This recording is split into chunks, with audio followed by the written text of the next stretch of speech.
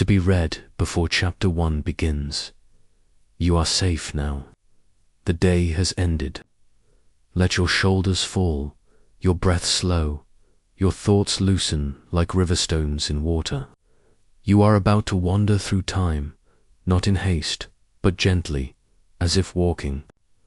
Barefoot through ruins warmed by sun and softened by wind. Tonight, you will visit places long forgotten by most, yet still breathing beneath the soil. Civilizations without loud triumphs, without fame, yet full of quiet wonder. You will listen to stones that once formed cities. You will trace the outlines of people who shaped their world, not with thunder, but with rhythm, who built with care, dreamed in starlight, and spoke in ways the earth remembers. There is no need to memorize names. There are no dates to hold, only moments to feel. Let your mind open like a gate into moonlight. Let the past arrive like mist rising from ancient ground. This is not a history of kings. It is a history of echoes, of whispers carved in stone, and silences that once held meaning. Close your eyes now. Let's begin. You lie still, and the walls of your room dissolve. No more ceiling, no more clock, only earth, only air, only time slipping backward like a soft tide. You are sinking gently, not into sleep, but into memory, not yours, but the world's. Breathe slowly now, deeper, slower. The light fades into a shade older than fire. The sky overhead is not polluted with stars, but full of them, a dome untouched by cities, by satellites, by glass. You are not in the present anymore. You are drifting beneath the ancient sky of a world still young, in its stories, and the first thing you hear is nothing, only wind, only grass, only the long, low rhythm of breath shared between sky and stone. You are standing on open land, maybe in what we now call Britain, or Anatolia, or the Nile's empty shoulder. It doesn't matter. There are no nations here, no flags, no names, just people, barefoot, bronze-eyed, still learning the weight of tools, still listening to the seasons as if the earth were a voice and time were a song. They have no written words, but they know how to remember. They speak with stones, not sharp ones, not weapons, but lifted, shaped, placed with reverence, not for walls, but for meaning, for the stars, for the dead, for the gods, maybe, or for the quiet hope that something will last beyond a single breath. You watch them now, small clusters of figures, their breath puffing in the dawn chill, hands resting on slabs of stone taller than them. They move slowly, together, not rushed, not afraid. They are building something that must last, not for defense, not for kings, but for the sky. You are witnessing the first monuments, before language, before law. There were circles, there were alignments, there was rhythm in the earth, and they answered with shape, a ring of stones, a mound raised to greet the solstice sun, a line of timber posts tracking the moon. They did not leave books, but they left balance, and through it they spoke. You step softly toward a stone, cold too, the touch, but not dead, weathered, but not silent.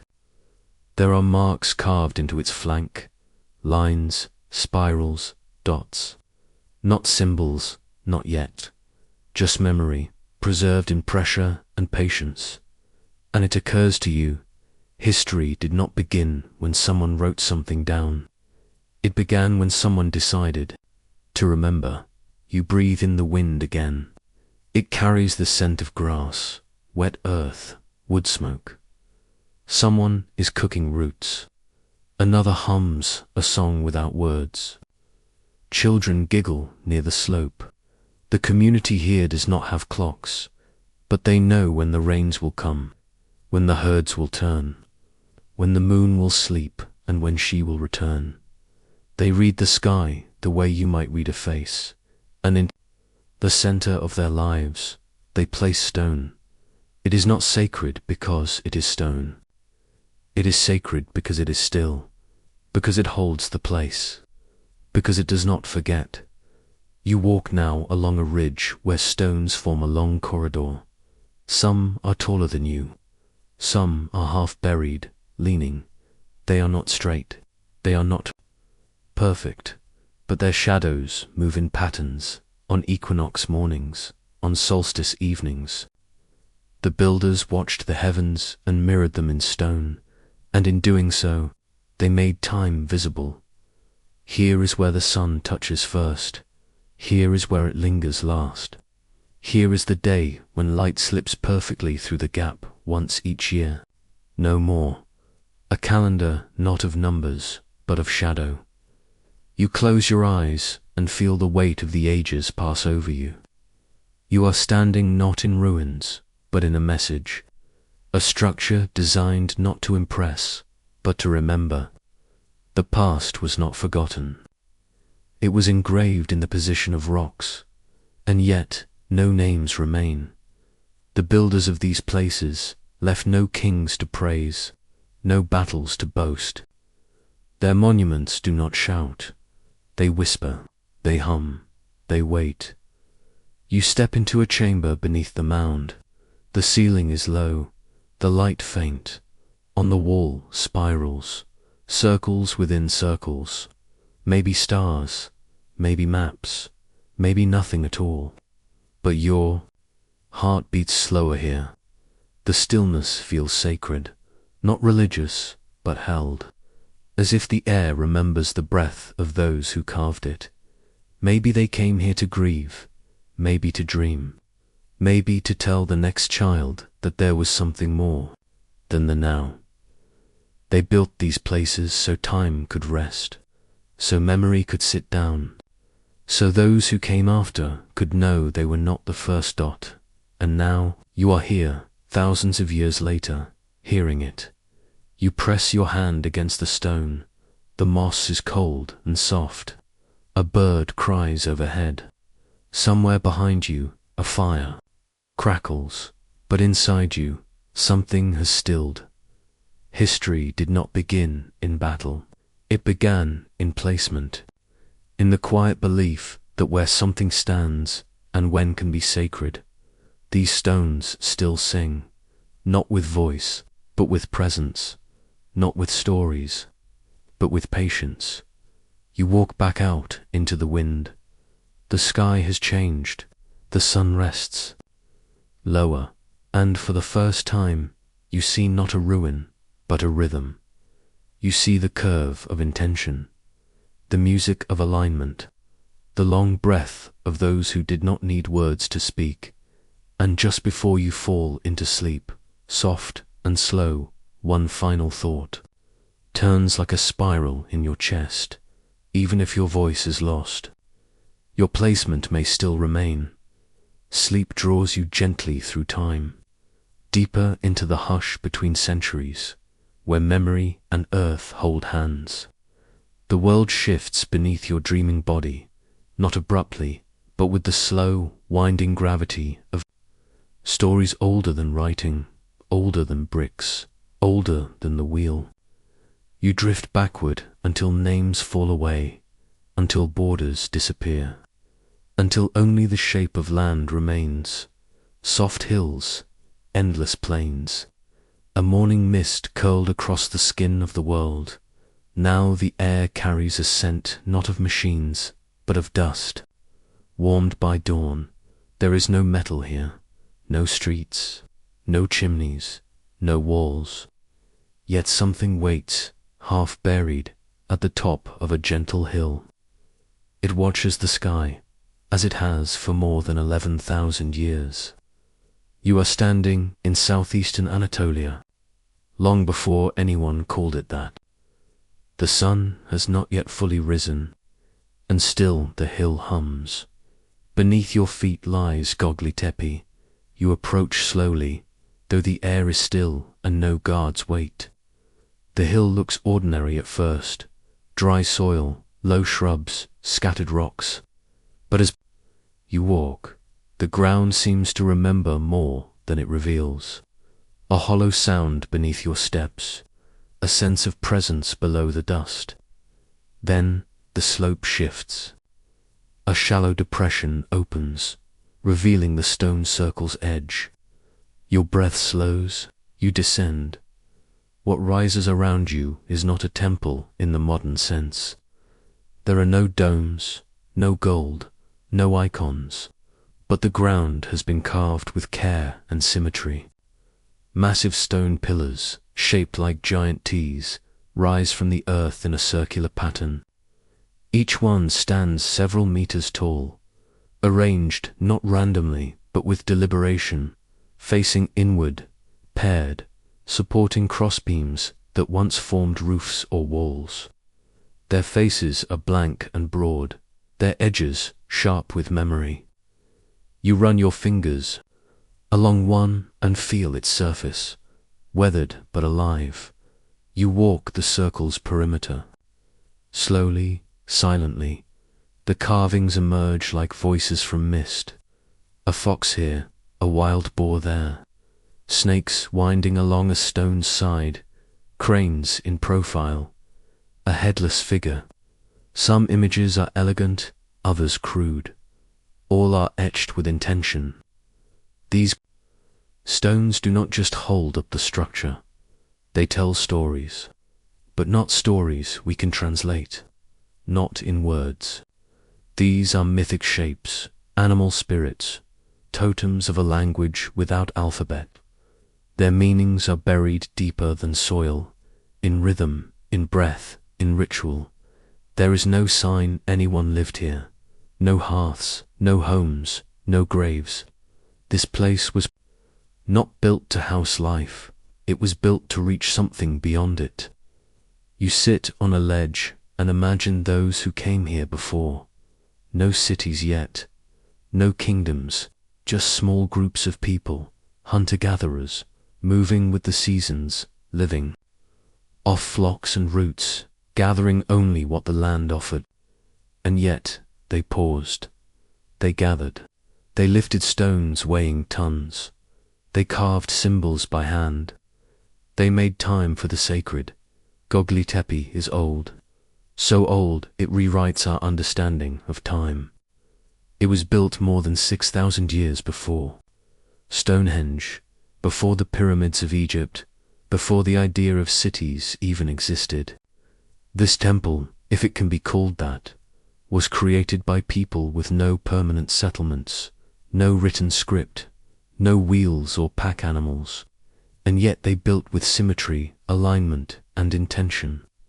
The pillars point not just inward, but skyward.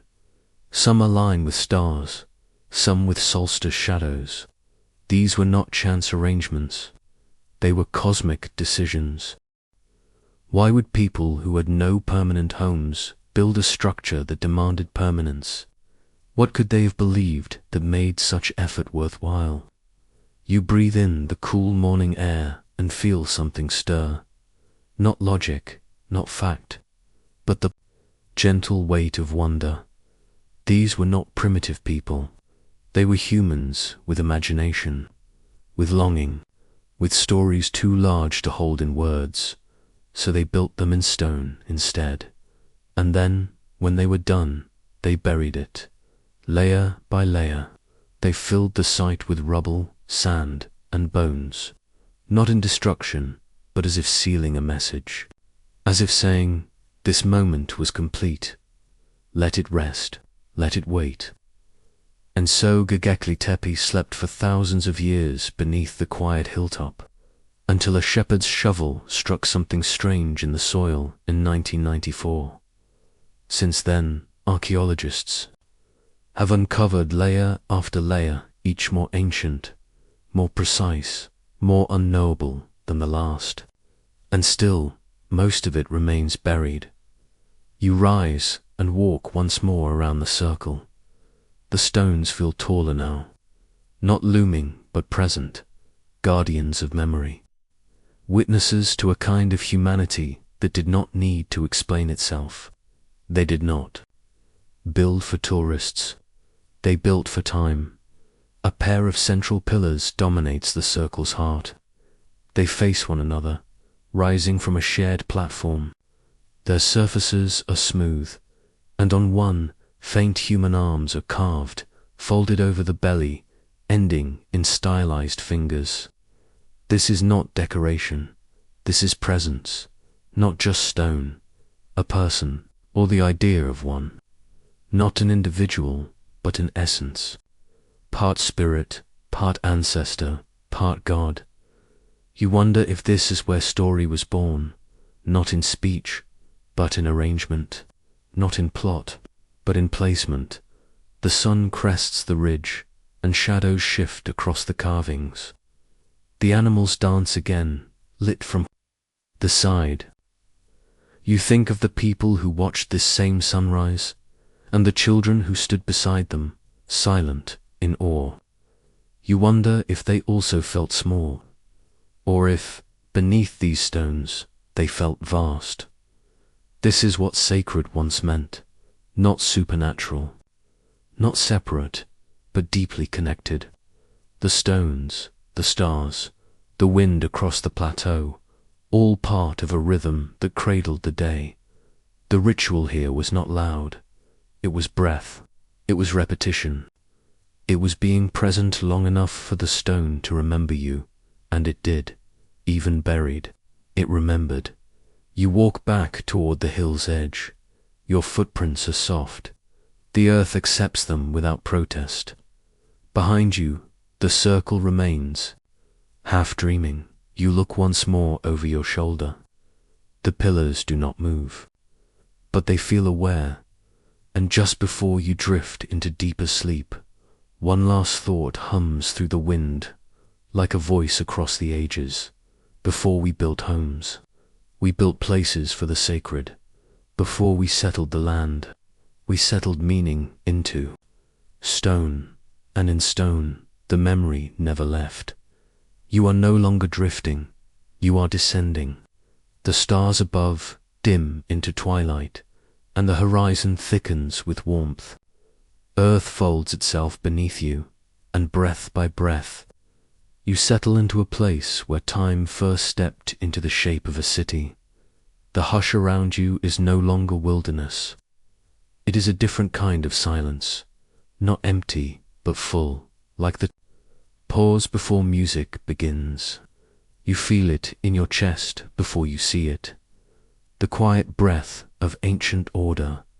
Below, the world is brown and golden, the color of sunlit clay. A wide river winds its slow spiral through the plains. The air smells like damp earth and baked brick. And just ahead, rising from the flat horizon like a thought finally spoken, is you, our UK. It does not shimmer like later cities. It is not crowned in stone or shining metal, but it moves. Even from afar, it has shape. Not scattered huts, but streets. Not temporary dwellings, but walls. Not wandering tribes, but place. You walk slowly now, feet brushing dust that holds. 1,000 footprints. The road beneath you is firm, worn. It remembers sandals, carts, the souls of those who carried grain, prayers, water, song. You are walking the first real streets. This is Sumer, southern Mesopotamia, cradle of civilization. And yet there is no cradle here, only heat and wind and people who chose to build something still breathing 5,000 years later. Uruk does not begin with kings. It begins with bricks, thousands upon thousands of them, shaped from mud, dried in sun, stacked into walls that curve like riverbanks. You run your fingers along one, and it crumbles slightly at the edge, soft but strong. They knew it would not last forever, but it would last long enough. You follow a bend and find yourself in a courtyard hemmed in by low buildings and open archways. The walls are etched with gentle patterns, waves, nets, reeds. Stylized, yes, but familiar.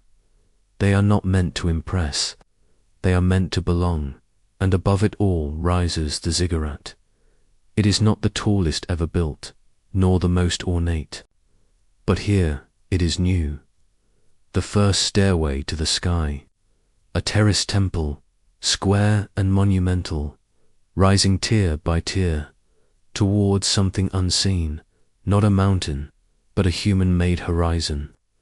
The steps do not lead to heaven, but to presence, to awareness, to the place where sky and earth meet, not in battle, but in balance. You climb slowly, barefoot, listening to the creak of rope, the calls of traders, the distant clatter of clay tablets. This is not the silence of the wild. This is the murmur of something becoming dot. At the top, the wind is soft and wide.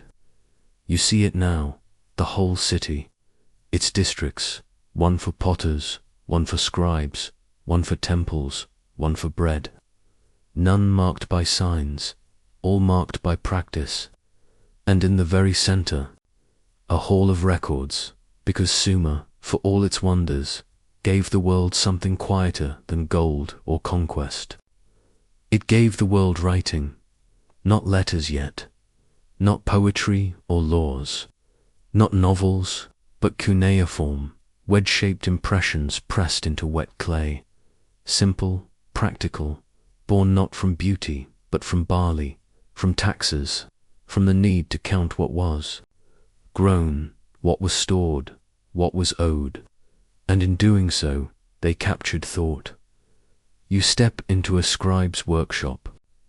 The air is cool and shadowed. A young man sits cross-legged, stylus in hand, tablet on lap. He leans forward with the stillness of reverence. One mark, then another.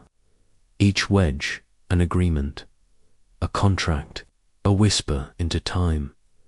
And yet, even here, there is poetry. The Epic of Gilgamesh was born in this soil, long before Homer, before scripture, before empire. The tale of a king who was part god, part man, and who, like all of us, feared death. The story moved from scribe to scribe, language to language, its lines drifting like reed boats down rivers of time. You do not read the clay, but you feel the weight of it in your palm, solid, square, fragile. It is not a book, it is a breath, held in earth. You return outside and wander the market. It is not loud. Trade here is face to face, palm to palm. Fish, onions, leather, lapis lazuli brought from far-off hills. Every item has a story. Every face is weathered by sun and time. No one here is in a hurry. Children chase each other through alleys. Old women grind barley into flour. Men mend nets, sing softly under breath. You realize something. This place is not ancient to them. It is simply home. And for the first time, humans are not wandering. They are gathering, staying, building not just for themselves, but for the next. Uruk is not the beginning of humanity, but it is the beginning of memory you can walk through, the beginning of people carving routine from chaos, shape from flood, permanence from dust. The sun begins to lower. The ziggurat glows in amber. Shadows lengthen across streets that will outlast even the dreams that built them. You sit on the edge of a rooftop and listen to the evening settle, the sound of dust. Here is soft. It carries footsteps, yes, but also intention. This is what it meant to start a city, not to build higher, but to stay longer, to let time collect in the corners, to let memory press into clay, And just before you slip into deeper sleep, one thought glows like a single wedge carved into a blank tablet. The future began when we wrote something down and chose to stay. You fall again, gently, into time, not with a thud, but with a hush. The earth shifts beneath your dreaming weight and brings you across oceans and across centuries, to a coastline where history lies quiet beneath stone and sand. The stars above are unfamiliar now, constellations pulled into new shapes by southern skies. But the air is calm, the night still young, and something waits in the dry hush between mountains and sea. You are standing in the Soup Valley of Peru, near the Pacific, where the desert meets the sky and the wind knows the smell of salt. The land stretches outward in tones of bone and dust, the earth baked into stillness by 1,000 sunrises. There are no cities here, not anymore, no marble, no gold, no armies, but there are mounds, gentle, rounded, rising like echoes from the flatness, and within those mounds is Carol. This place does not shout. It doesn't need to. It has been waiting quietly for nearly 5,000 years, as old as Sumer, as ancient as Egypt, and yet it was forgotten until late in the last century.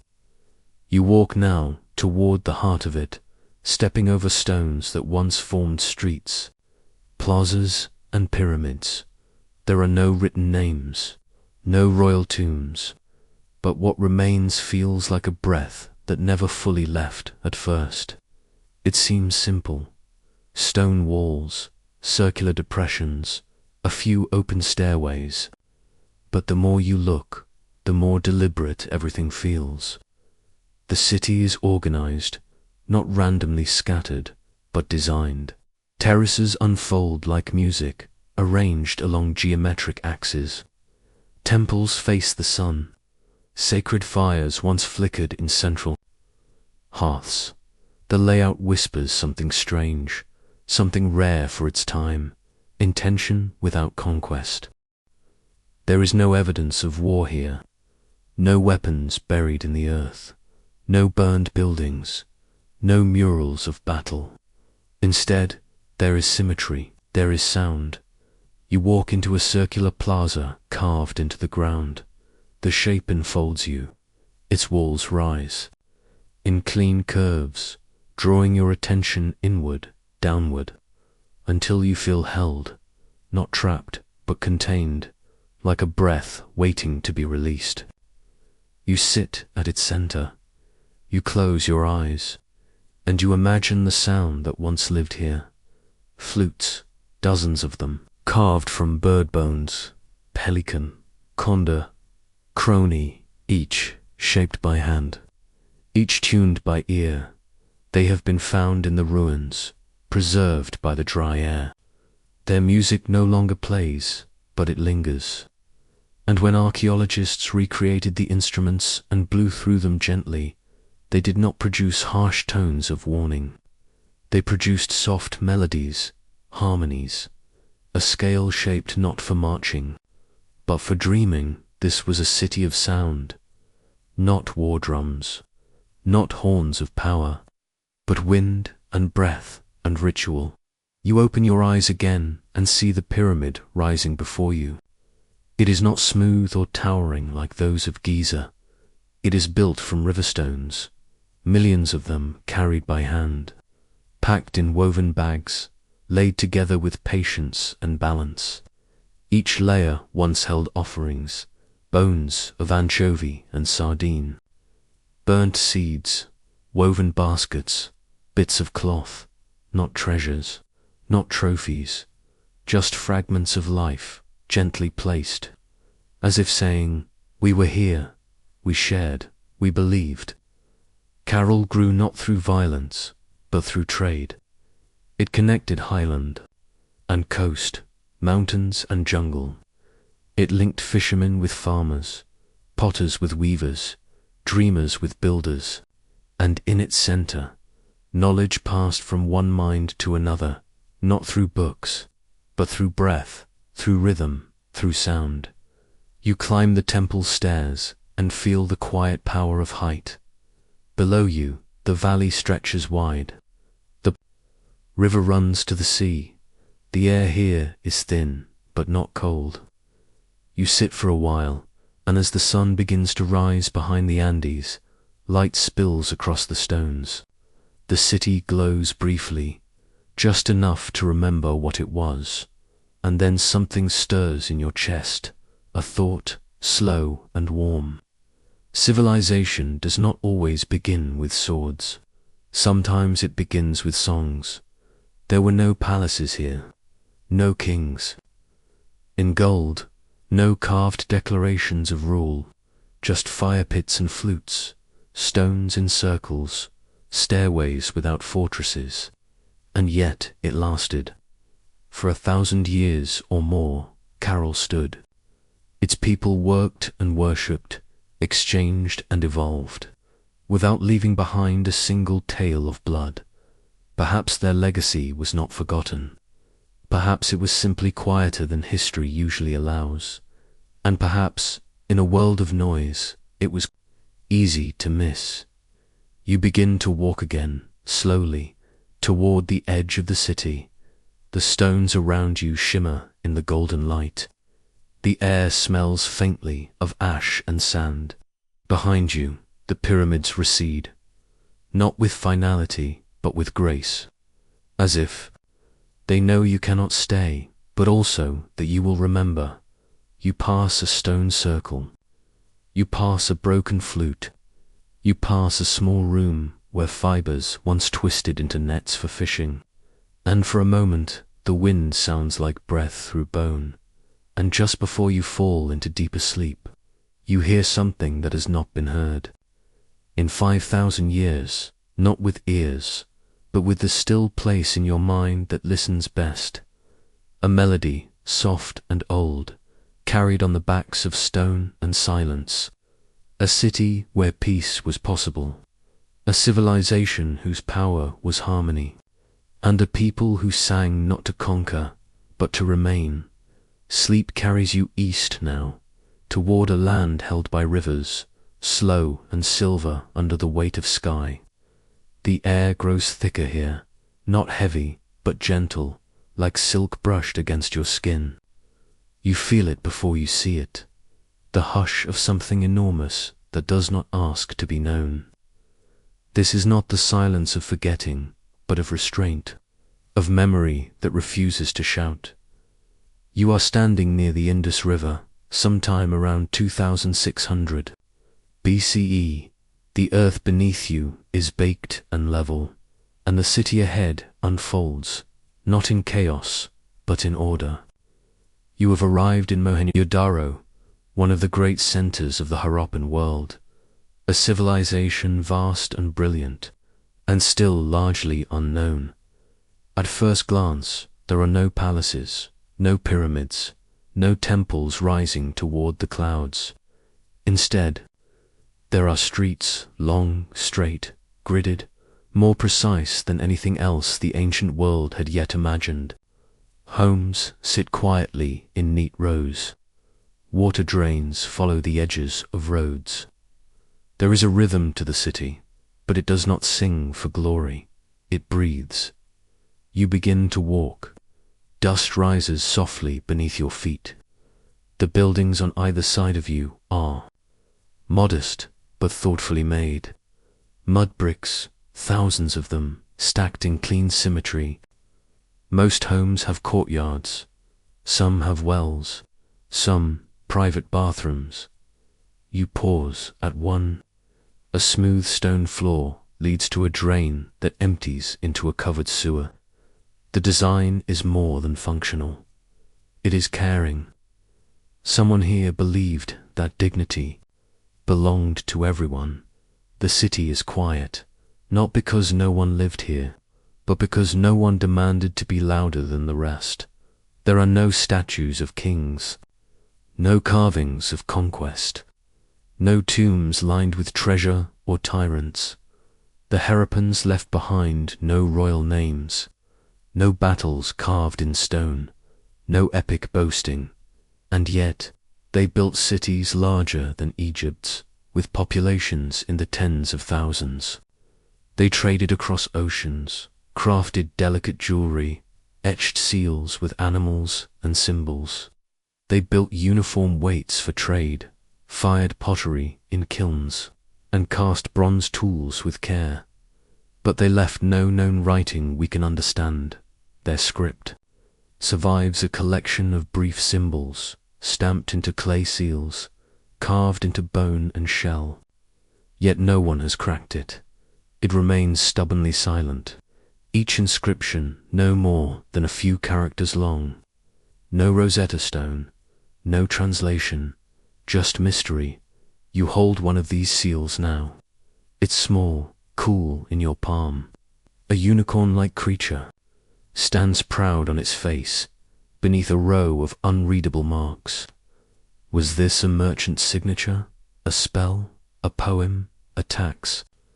You'll never know, and still you feel something stir.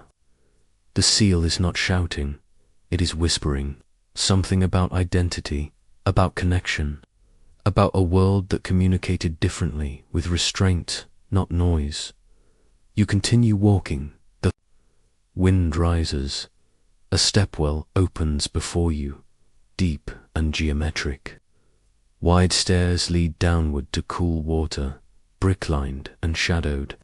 You sit at the edge, dipping your fingers into the still pool. The air smells of earth and damp stone. This, you realize, is not the remnant of a city ruled by a single voice. It is the echo of collaboration, of people who built not to dominate, but to live together.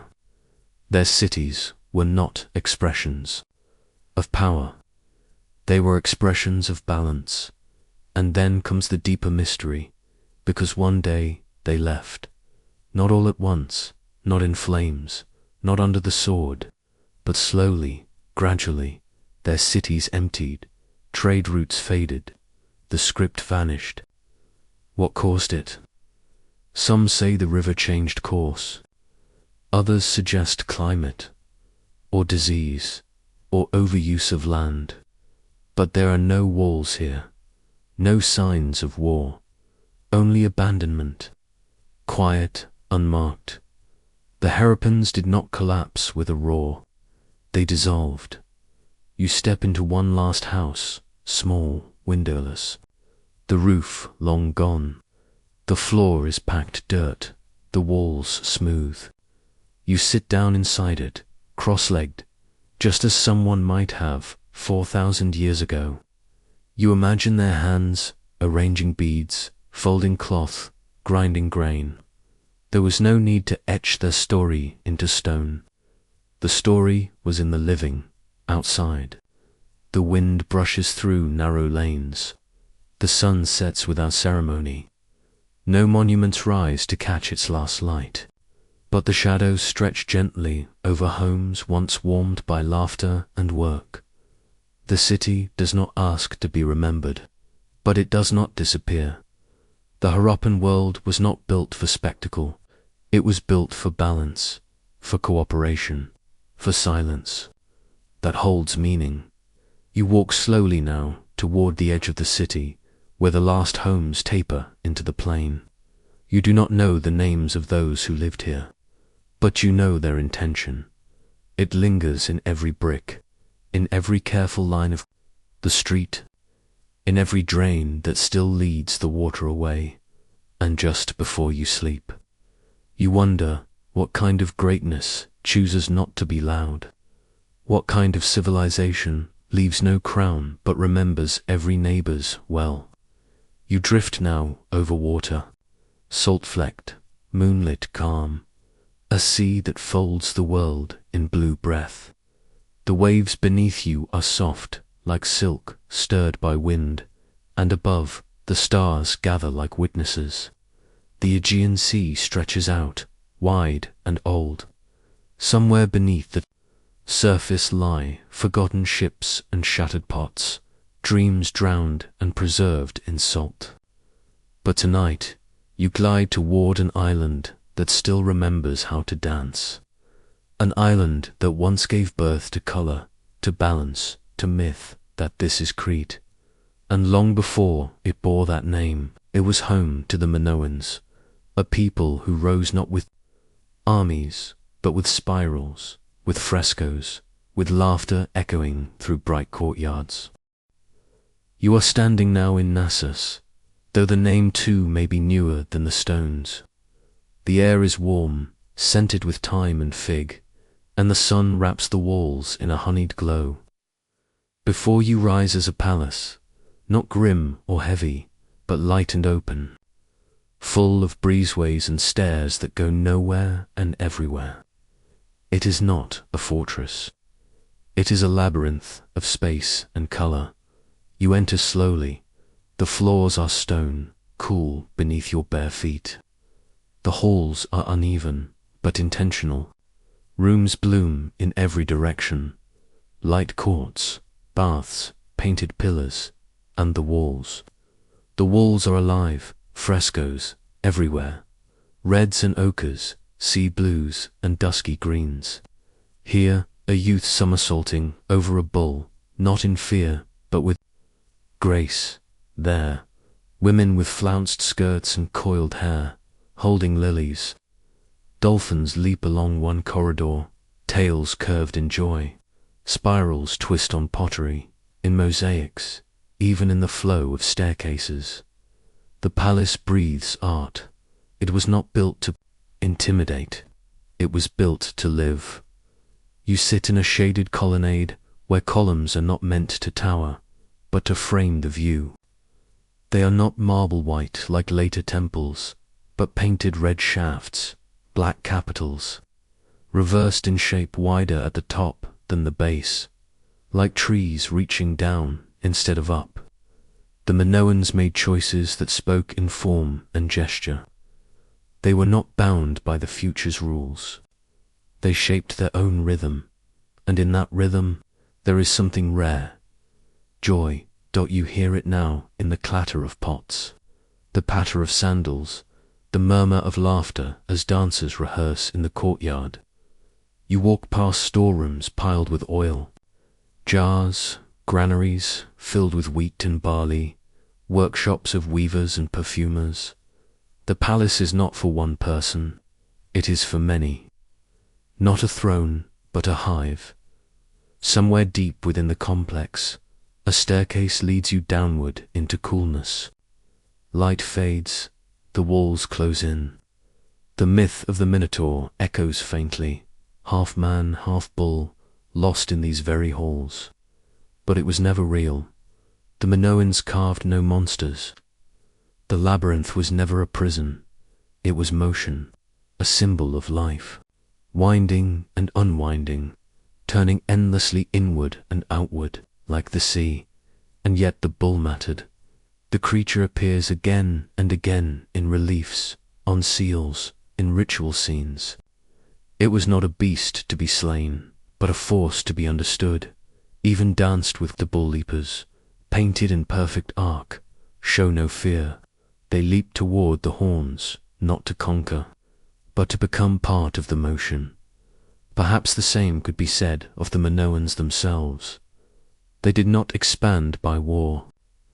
They left no conquest tales. Their influence spread not through blades, but through beauty, through ceramics, language, design. They traded with Egypt, the Levant, and the islands beyond.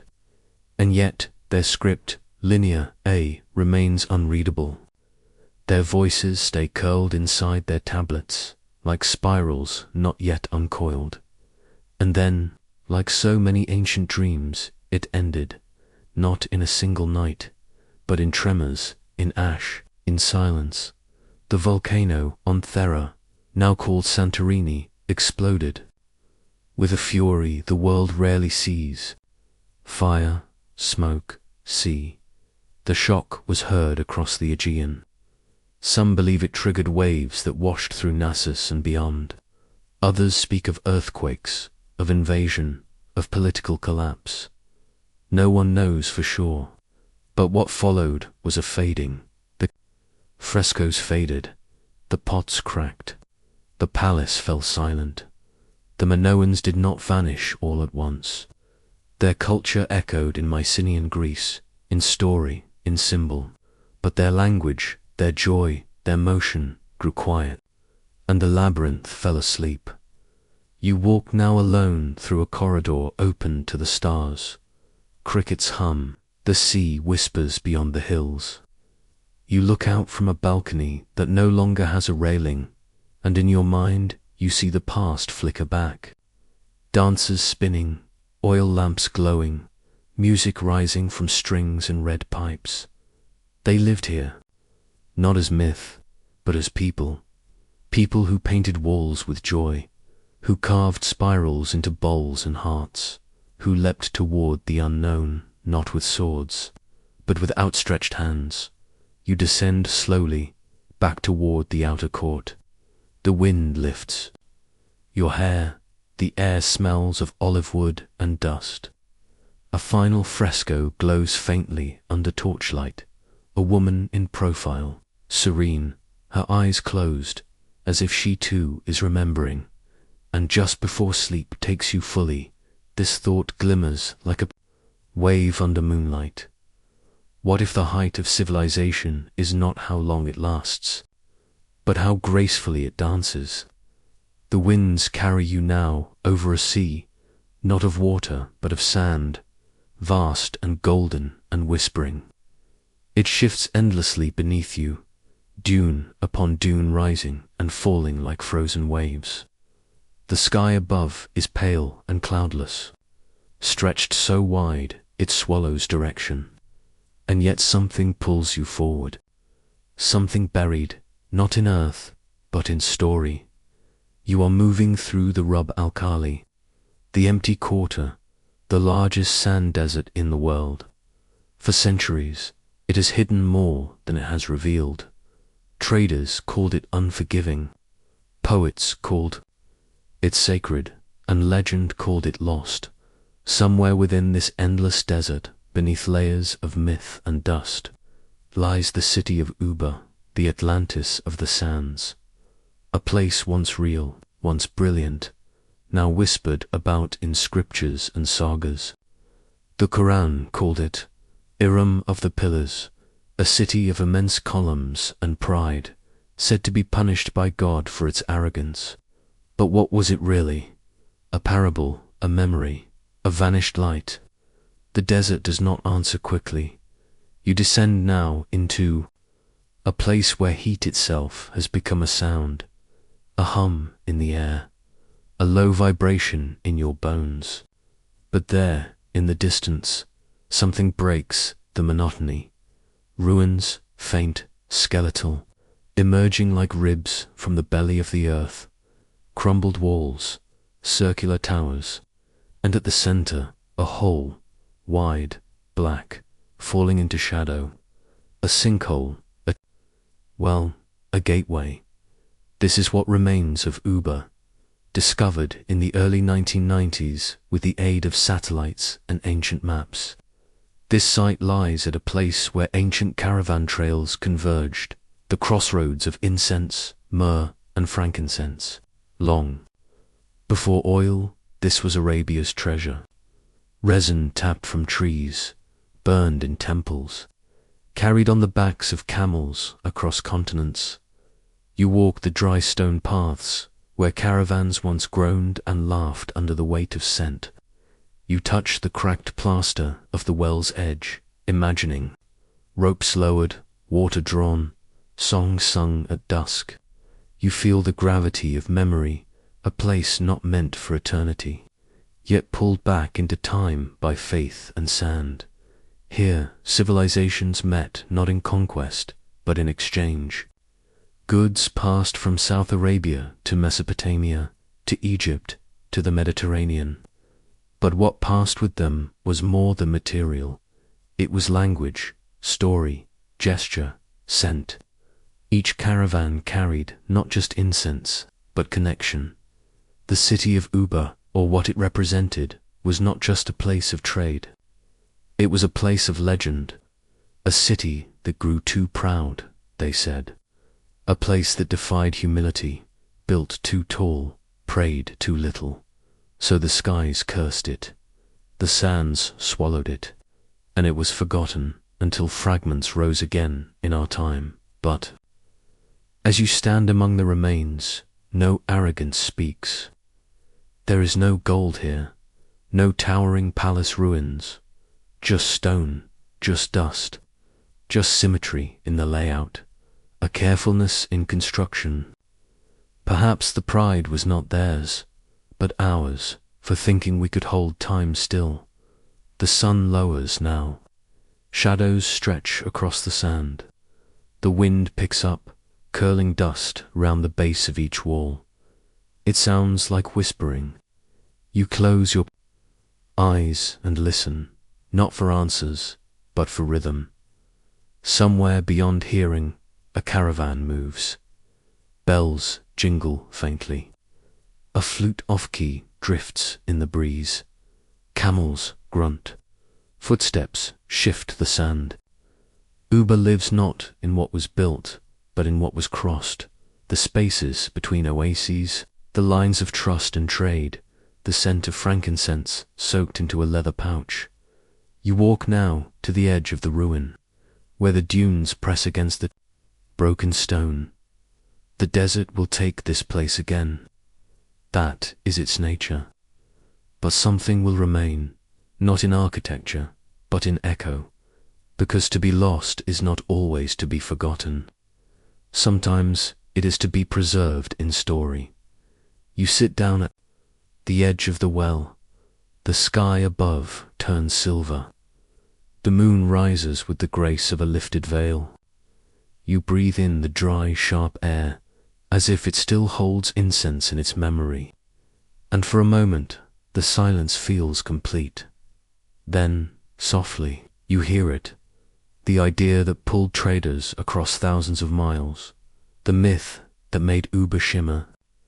Even when buried, that something sacred might be hidden just beyond the next dune, and just before you fall into a deeper sleep.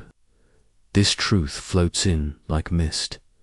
Some cities are made to be found, others to be followed, not in maps, but in longing, not in stone, but in story.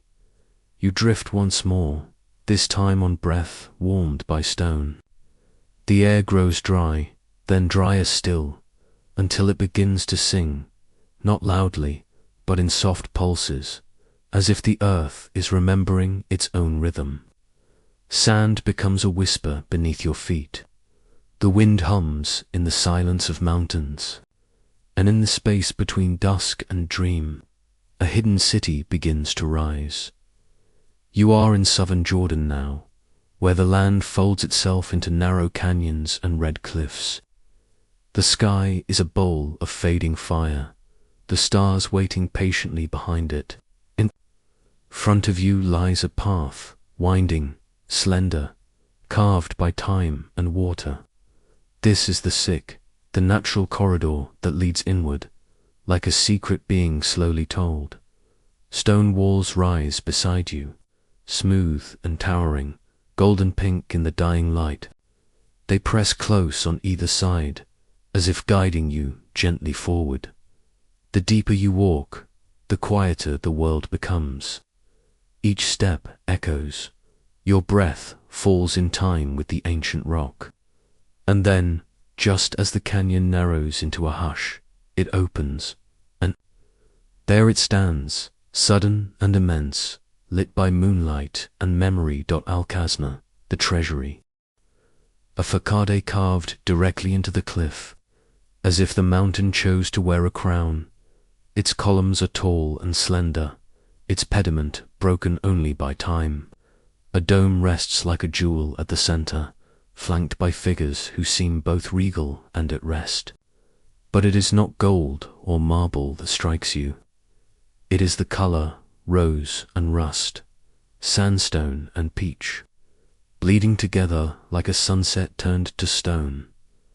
This is Petra, the city once known only to those who passed through it, whispered by caravans, guarded by silence, not built on land, but carved into it, a place that did not defy the desert, but merged with it, became part of its breath.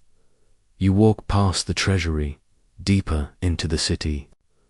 The walls widen, and Petra stretches before you like a fallen constellation, tombs, temples, stairways, water channels, all sculpted from rock, not stacked, not assembled, but revealed. The Nabateans, who called Petra home more than 2,000 years ago, were master carvers, master engineers, and above all, masters of adaptation. They tamed the desert not with force, but with design. They redirected flash floods, carved cisterns into cliffs, channeled rainwater through stone pipes and tunnels. In a land that offered little, they created abundance. You climb now toward the royal tombs. The path is steep, but quiet. No torches, no guards, just stars blooming slowly above you, and your own soft footfalls against ancient steps. The facades loom ahead, grand, shadowed, patient, each one cut into the cliff face, like a breath held for centuries. You imagine the hands that chiseled them, day after day, grain by grain, into permanence. But Petra was not only a place of death, it pulsed with life. You turn into a colonnaded street where the old city once thrived. Merchants sold spices and textiles, incense and ideas. Greek met Aramaic, met Arabic here. Columns rose on either side.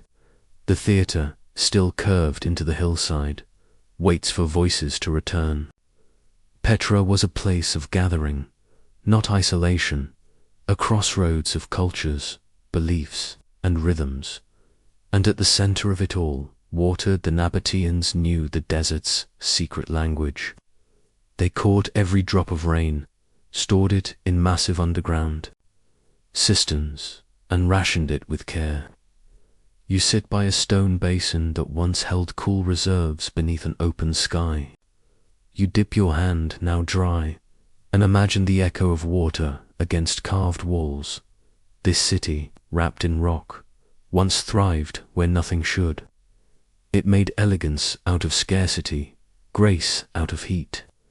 It offered not monuments of power, but of resilience, and then, like so many places, it faded. Earthquakes struck, trade routes shifted, empires rose elsewhere. Petra, once humming with life, grew quiet. Sand returned, the entrances filled, the facades faded. The world moved on, and the city folded itself back into stone.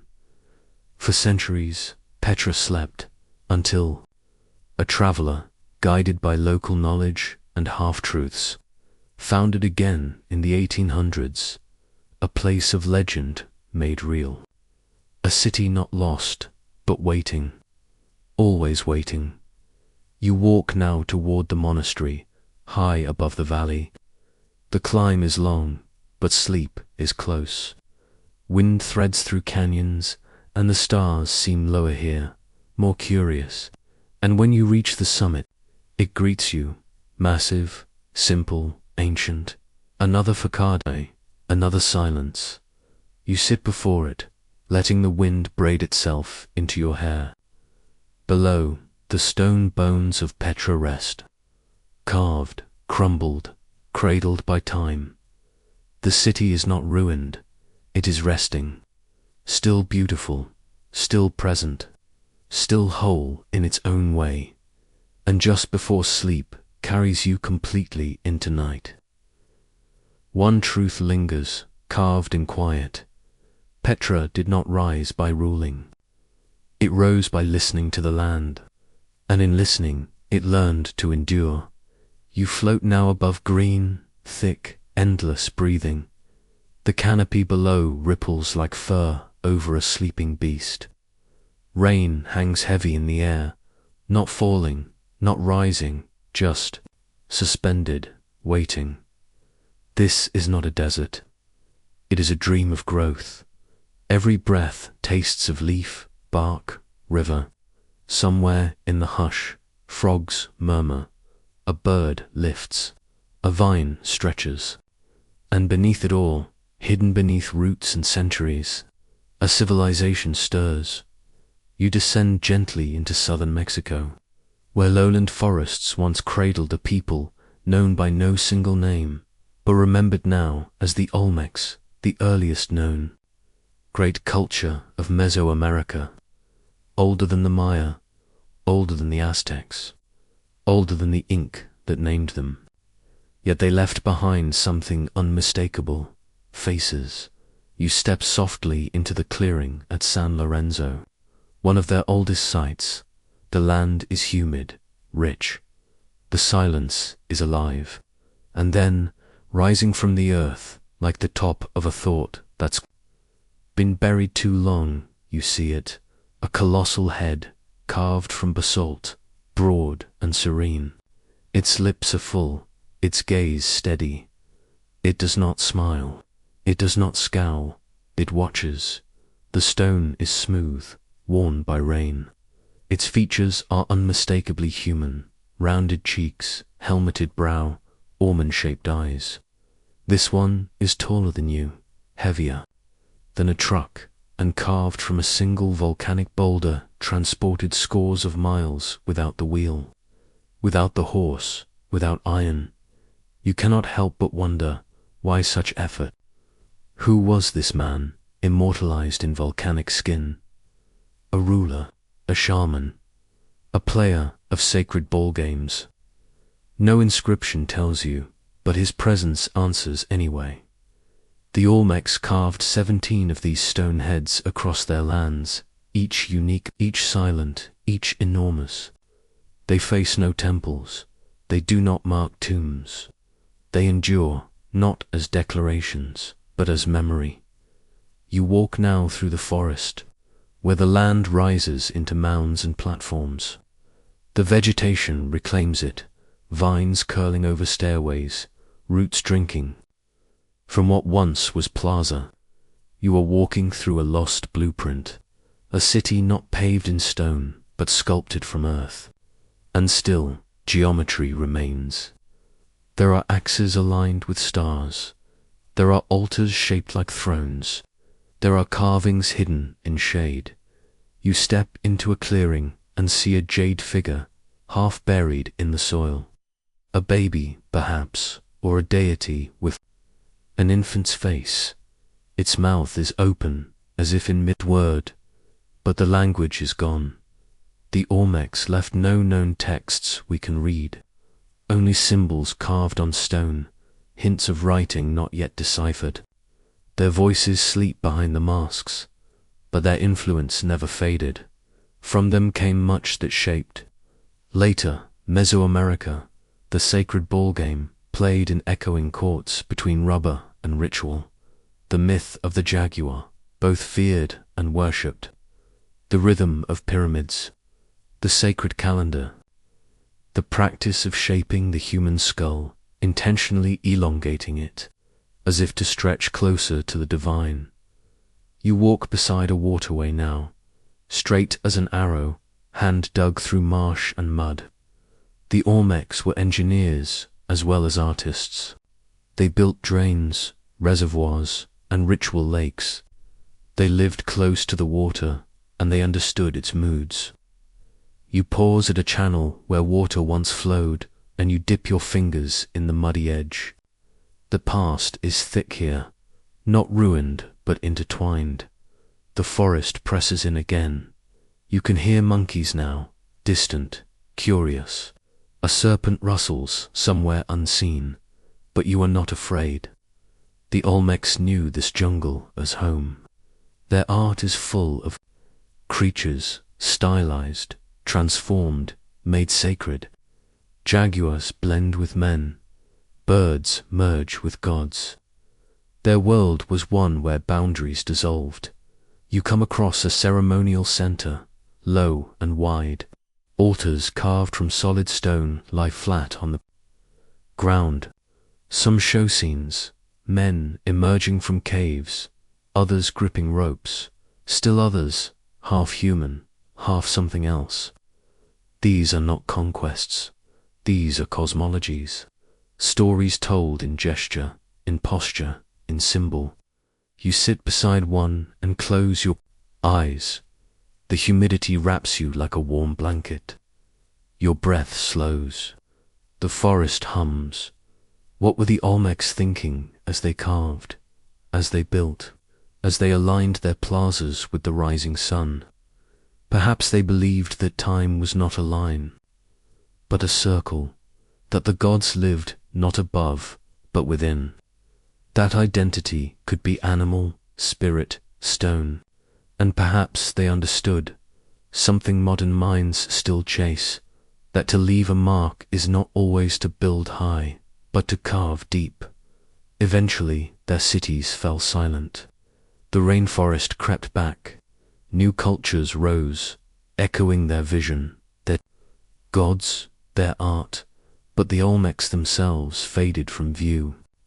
Their names were forgotten, their meanings buried, and yet those heads remain. Even now they sit in forests and museums, watching, not smiling, not judging, just present, just still. You return to the clearing as dusk falls. The colossal head is there, unchanged, its gaze soft in the amber light.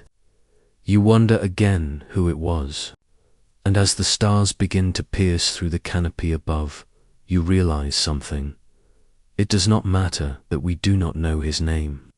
What matters is that someone long ago looked at a mountain and said, "You will remember him." And just before you slip into deeper sleep, a thought rises like breath through trees. Some eyes do not close, even when the people are gone. Some faces are carved so the forest will remember. You drift eastward now, over land that rolls like an ocean stilled, into grass. No cities break the horizon, no walls, no palaces, only steppe, endless and unbroken. The sky is massive here, a slow-turning dome of blue and amber. The wind does not howl, but whispers, and beneath it, hoofbeats echo faintly in memory, like a pulse deep in the chest of the earth. This is the realm of the Scythian. A people without a city, a civilization without stone temples. They left no great towers to catch the sun, and yet they lived for centuries across thousands of miles, from the Black Sea to the borders of China, galloping across the land, between two suns, the harsh daylight above, and the golden sunbursts they wore on their bodies and buried in their tombs. You descend now toward a ridge of low hills. There, rising from the earth like buried breath, are Kurgan's burial mounds, round and grass-covered, scattered like forgotten thoughts across the steppe. They are unassuming from afar, but within they hold a splendor few would expect from wanderers. You walk to one, tall, rounded, soft underfoot. The entrance is gone, collapsed long ago, but archaeologists have uncovered the truth. Beneath this mound lies wood, fur, and gold, and not just gold, gold that has been shaped with skill, with poetry, with care. You descend in your mind into the chamber beneath. The scent of pine lingers from wooden beams. Inside lies a noble figure, clothed in embroidered fabric, fur-lined boots, and golden jewelry. Beside them, a horse, also adorned, its mane once braided with beads. Weapons are placed with precision. A cup of wine, a pouch of herbs, perhaps a lyre, and around it all, golden animals. The Scythians loved to depict the creatures they knew and those they dreamed. Stags in mid-lep, muscles coiled in motion. Panthers, griffins, eagles tearing through wind. Spirals of hooves and horns, claws, and wings each shaped not in haste, but with exquisite detail. You hold one such ornament in your hand now, a brooch, maybe, or a belt buckle, no larger than your palm. It shows a crouching stag, its legs folded beneath it, its antlers curling like smoke. It is not just an animal. It is a symbol of agility, of grace, of life caught in stillness. The Scythians were not builders, they were movers. Their homes were tents, their temples the sky. They did not carve mountains, they crossed them. They were herders and warriors, archers and storytellers. Greek writers feared them, Persian kings tried to subdue them, but the Scythians endured, not by planting roots, but by riding with the wind. You ride now with them fast. Low in the saddle, the grass flowing beneath your horse like a river. The bow rests across your back. You are one with your mount. The wind steals your breath and gives it back sweeter. There is no road here, no direction but the one you choose. The sky is your ceiling, the horizon your door. And yet this is not chaos. There is structure here, but of a different kind, woven through ritual, memory, and the passage of seasons. You arrive at a gathering of yurts, arranged in a crescent around a fire. Children run, elders sit in circle. Women embroider patterns that speak without words. Men carve bone and polish horn. A shaman sings softly, eyes closed, stones in hand. You sit beside the fire, where the stories live, not written in books, but told in wind, in gesture. In gold, you learn that their ancestors ride the wind, that the stars are horses galloping across the sky, that death is not an end, but a shift from the saddle of earth to the path of spirit. And when one passes, they are buried not in sorrow, but preparation. They are dressed for travel. They are adorned with gold, not for vanity, but for guidance. For in Scythian belief, gold was a beacon, a sun beneath the soil, a light in the dark dot. You rise now and walk again across the steppe. The night has fallen. The grass gleams silver. Another mound rises ahead. You climb it slowly, breath deep and even. From the top, the land stretches unbroken in every direction. There is no ruin here, no shattered column, but there is presence. The land remembers, the wind remembers, and the gold still gleams beneath your feet. What vanished was not a kingdom, but a way of moving, a way of being, and just before sleep takes you, you hear what they might whisper, not in voice, but in motion. Not all civilizations build walls.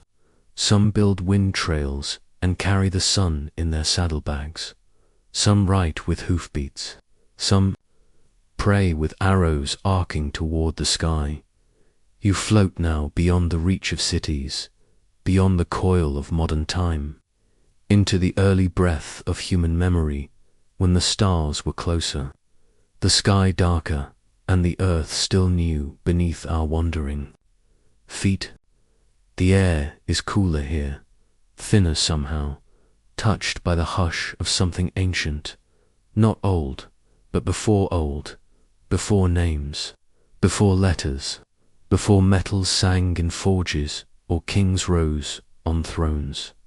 You are moving toward Göbekli Tepe, the Belly Hill, nestled in the highlands of southeastern Turkey. From afar, it looks like nothing, a low rise in a dry field, golden with grass and scattered stones. But beneath this quiet dome lies something that changed everything. A place so ancient, it lived before farming, before pottery, before history knew how to write. You step gently over the dust, and time folds around you. You are now in the heart of a sanctuary carved over 11,000 years ago.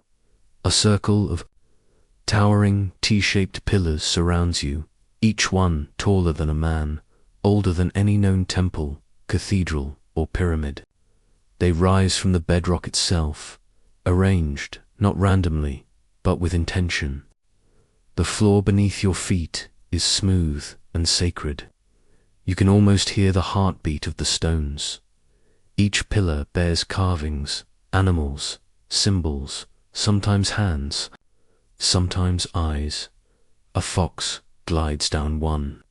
A vulture spreads its wings across another.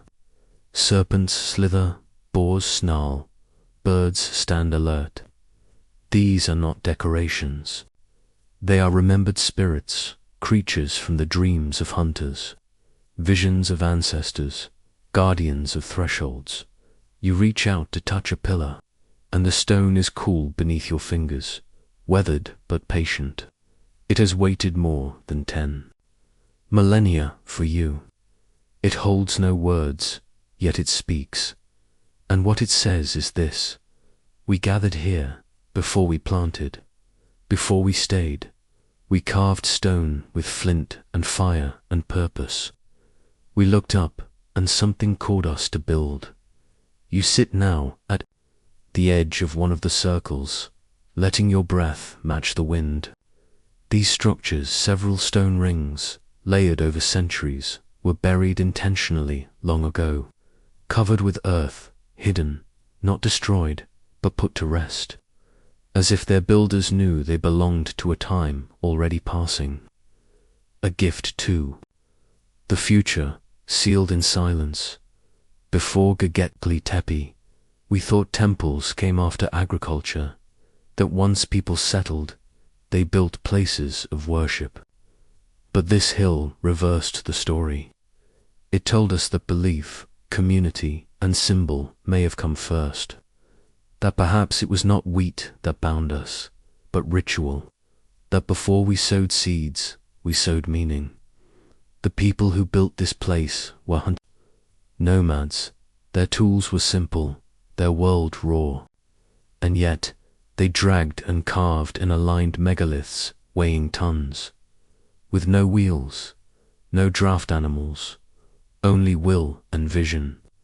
Why? You close your eyes, and the answer comes not in fact, but in feeling, because the sky was full of voices, because the world pulsed with mystery, because they needed a space to speak with what was larger than them. Perhaps they sang here at solstice. Perhaps they buried their dead in dreams. Perhaps they marked the rise of Sirius or the fall of Orion. Or perhaps they simply came to remember, to remind each other that being alive meant more than meat and fire, that there were questions the hunt could not answer. You rise and wander. The hill where other circles sleep beneath unexcavated layers. More pillars lie below, still embraced by earth. This place is not done speaking. It keeps its secrets slowly, one discovery at a time. The sun begins to sink now, casting long shadows between the pillars. The carvings glow in warm light. The fox seems to move, the vulture to take flight. You are alone here, and yet not lonely. The wind moves through the spaces between stone-like breath, through ribs. Göbekli Tepe has no walls, no houses, no graves. It is not a city. It is not a tomb. It is something older than both, a gathering of questions carved into stone, and before it was forgotten, it was covered, intentionally, tenderly, as if the builders knew their time had ended, as if the future would come and wonder, as if this was not a ruin, but a message buried in a bottle of earth. You walk slowly now, toward the edge of the site. The stars are arriving, clear and bright. The constellations have shifted over thousands of years, but the sky still remembers.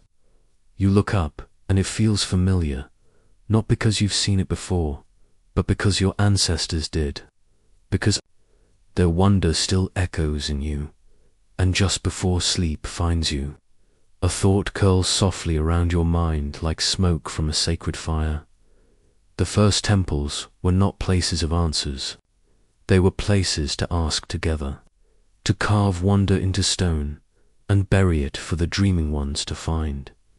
You drift now toward the cradle of something vast. The air grows warmer, the wind heavier with ancient silt. Below you, rivers split and wander, two great arms of water reaching across a parched land. Between them lies not just soil, but story, a place where mud gave birth to thought, and thought gave birth to symbol, and symbol gave birth to writing. This is Mesopotamia, the land between the rivers, and here, in the southern curve of what is now Iraq, rose the cities of Sumer. Long before pyramids touched the sky, before Greece dreamed of gods, before Rome laid a single stone, the Sumerians had begun to whisper to the future. You descend into Uruk, one of the world's first cities. The sun rests low on the horizon, golden light draping the mud-brick walls in warmth. Dust swirls at your ankles. The streets are narrow, curved with use, and the scent of bitumen and clay hangs in the air like memory. You walk slowly through the city's heart, past temples to Inanna and Anu, past ziggurats that step toward the sky like stairways for the divine. But what calls you isn't stone, it is clay, simple, soft, receptive, and upon it marks, tiny, wedge-shaped impressions, pressed with the corner of a reed cuneiform. You sit before a scribe now, a quiet figure, kneeling in the fading light, tablet in one hand, stylus in the other. The clay is fresh, moist. The strokes are quick, practiced. Each sign is a word, or a sound, or both. Each line curves gently across the surface, like a river branching through time.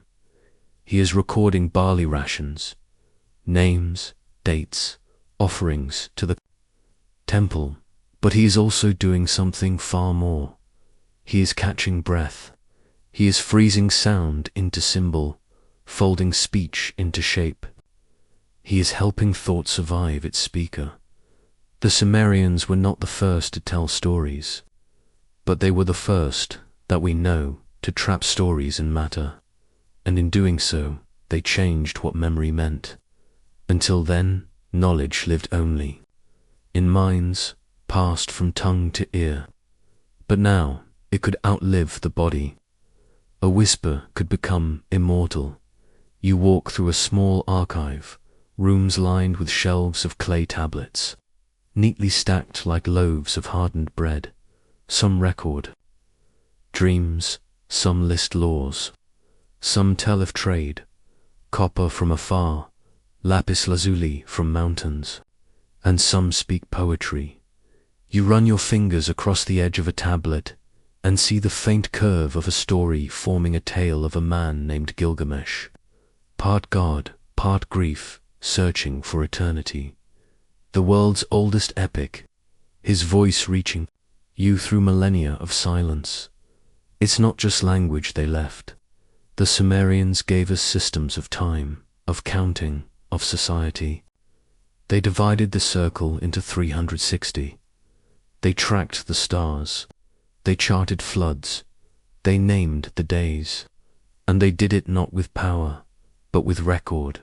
In a temple courtyard, you pause. A priestess offers oil. A potter turns his wheel.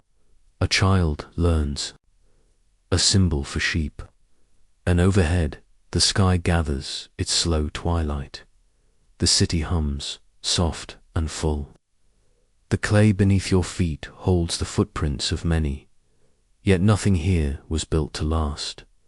The walls crumble easily, the bricks dissolve in rain, but the tablets remain buried, baked by accident or design, preserved not in marble but in earth, as if the Sumerians knew their city might fade, but their words might not, and so they wrote, They wrote the weights of loaves, the angles of stars, the names of kings, the crimes and the cures, the prayers to goddesses, the lullabies to children, the boundaries of fields, the fears of flood. They wrote themselves into time. As night rises, you walk to the banks of the Euphrates. The river murmurs beside you, dark and steady. Frogs call, reeds sway. A single oil lamp flickers in a window, and you feel the weight of something vast, not heavy but full, the weight of beginnings. You lie down on a terrace and look up. The constellations shimmer faintly. The bull, the lion, the scorpion, named long ago by stargazers who also held reeds and clay. The stars haven't changed, but the way we remember them has, because someone chose to carve them carefully, patiently, lovingly, into symbol, and just before your breath slows into sleep, this truth finds you. Writing was not born from greatness. It was born from the need to remember, from a wish to hold a moment still so it might be carried across time. You drift eastward now, following the shimmer of ancient waters long turned to dust. The air grows still, the landscape flat and wide.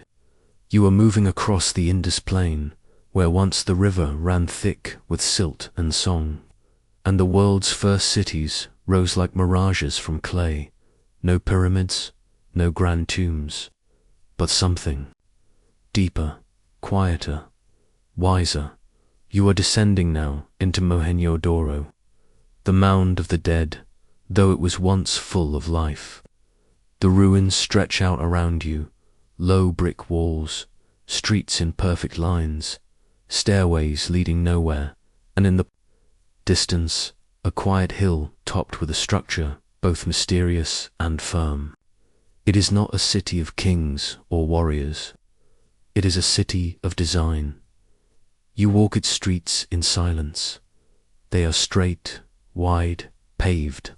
Drains run alongside them, covered by slabs of stone. You pass by uniformed homes, each with its own well, each with doors that face inner courtyards instead of the street. Privacy, cleanliness, order. Everything here is balanced, modest, symmetrical. There is no great palace, no temple raised high above the people, no fortress claiming fear. And yet, it feels complete. The walls are made of fired brick, uniform, measured, not randomly stacked, but carefully placed. A civilization of engineers, of planners, of quiet intent. You step into a public bath, sunken, rectangular, still. The steps are worn smooth. The plaster peels in gentle curls. It may have been sacred. It may have been communal, perhaps both. You run your hand along its edge and feel how water once moved here, not wildly, but with purpose. Above you, the sky is soft. The wind moves like memory. You wonder who lived here. Their names are gone, their kings unnamed, their battles unrecorded. Yet they left a city built not for power, but for living. Water was collected, filtered, stored. Streets were laid with efficiency. Waste was managed. They may have had markets, workshops, gathering places, but none scream for legacy. No one voice rises above the rest. You find a seal now, a small, square token of carved ceratite. On it, a creature, part bull, part dream, and beneath it, symbols, writing. But unlike cuneiform or hieroglyphs, the Indus script remains unread. You hold it gently, aware you cradle a message you cannot open. It is a silence, not of forgetting, but of waiting. You move through the cities. Quarters where merchants may have traded beads and cloth, where potters may have fired elegant jars, where children may have drawn spirals in the dust, but there is no chaos here, no sprawl, no monuments to ego, just a rhythm of life that fit the land. The city was connected to others, Harappa, Dolavira, Lawful, all forming a network along the Indus and its tributaries. They shared systems, measurements, a vision, yet no empire tied them together. No conquering banners, no tales of war etched in stone. They were bound by trade, by water, by a way of seeing the world as something to be harmonized, not ruled, and then, one day, it ended, not in fire, not in conquest, but in drift. Perhaps the river changed course, perhaps the rains shifted, perhaps the soil grew tired. The people may have moved slowly over generations. There is no record of collapse, only absence. The walls remain, but the bodies are gone. The city sleeps beneath the dust, not broken, only still. You sit now in the middle of a crossroads where two ancient lanes meet. Around you, homes and ruins glow gold in the fading light. The bricks hum with heat from the sun. The silence is deep, yet not empty. It is a presence. Some civilizations speak in thunder, some whisper, and Mohenjo-Daro whispers not its greatness, but its grace in its evenness, in its dignity, in how it placed wells in courtyards and drained waste away from life, in how it built no temples because perhaps it found the sacred in balance itself. Night deepens, the stars bloom, the wind curls. Down the alleyways and past the ancient baths. You lie back now, your body relaxed against warm earth. The moon rises without rush, and somewhere in the silence the city breathes, not loudly, but like a memory that knows it is being felt, even if not understood. And just before you sleep, a truth drifts close. Greatness need not roar. Sometimes it walks softly, lays bricks in rows, and trusts that peace can leave its mark. You float now above a high desert, where the wind carries no scent but sun and stone. The sea is not far, murmuring beyond dunes and salt-blown cliffs. But here, the land lies silent and open, wide enough to feel time stretch. There are no armies, no flags, just the breath of the Andes, soft and steady, rustling across the plateau. And beneath you, rising from sand and memory, is Carol, one of the oldest cities in the world. It sits in the Soup Valley of Peru, where the desert meets the river in a narrow ribbon of green. No jungle here, no towering temples clothed in gold, only earth shaped into pyramids, plazas, and places of quiet purpose. You descend gently toward it, and the wind slows to let you listen. The stones do not shout. They do not tell of conquest. They do not name kings. And yet they stand steady, geometric, aligned with stars and horizon. This city was built nearly 5,000 years ago, when the pyramids of Egypt were still young. But here in the Americas, with no writing, no wheels, no metal, a people dreamed up a place of order and breath. You step into the main plaza, a wide, sunken circle, surrounded by mounds and stairways. The sand is warm beneath your feet. Around you rise platform mounds that some call pyramids, though their purpose was different. These were not tombs. They were not houses of the dead. They were centers for gathering, for music, for watching the sky. You sit on a carved stone bench and look up. One of the great mounds, nearly 60 feet high, towers softly above the plain. Built not of carved rock, but of woven baskets of stone, stacked with care and filled with purpose. No mortar, no grande façade, but strength in design and all around. No weapons. This is what surprises you most. Carol, for all its age and size, shows no evidence of war, no battlements, no spears, no burnt walls. A civilization that rose in cooperation, not conquest. You walk through one of the residential sectors now. Low walls mark out homes, storerooms, gathering places. The rooms are small, clean. Some have hearths, others musical instruments, flutes carved from pelican bone, trumpets made of deer antler. You hold one gently, wondering what songs once echoed through these plazas. Songs not of battle, but of rhythm, of ritual, of wind. There is no script to read, but the architecture speaks.